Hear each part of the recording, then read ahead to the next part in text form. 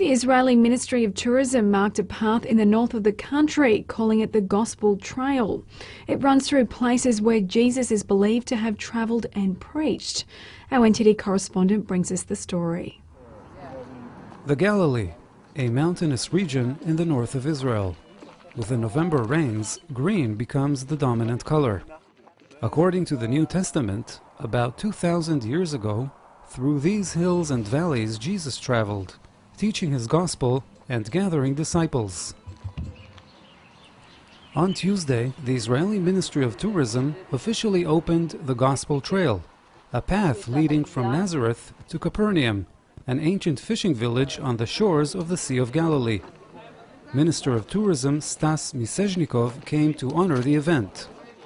Here, it was the footsteps of Jesus Christ, and those who followed him from his way, from Nazareth,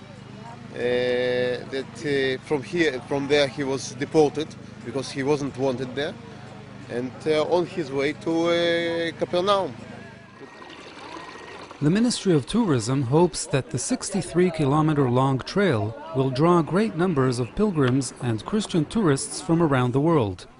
Believers who wish to visit the places and experience the landscape Jesus is said to have traveled. The Gospel Trail is named after his teaching and message to the people of the world. Jesus stresses the love for its neighbor. That's probably one of the most important commandments which he thinks is important in his time. He says not only you should love your neighbors, you should love also the people who hate you and your enemy. And I think from the Mount of Beatitudes, one of the more attractive stops along the trail, a panoramic view of the Sea of Galilee unfolds. Walking on these waters, Jesus is believed to have performed his fifth miracle, while attracting disciples from amongst the fishermen of Capernaum. When we talk about the Christianity, we talk about three steps. And the first step of Christianity started in this area. When he comes from Nazareth, 500 meters above sea level, to the lowest place here, 200 meters below sea level, he meets Peter. And his name was not Peter. His name was Shimon, Simon.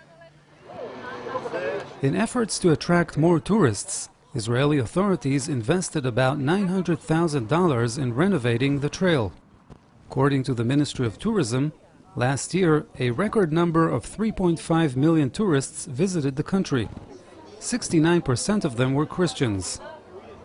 NTD News, the Galilee, Israel.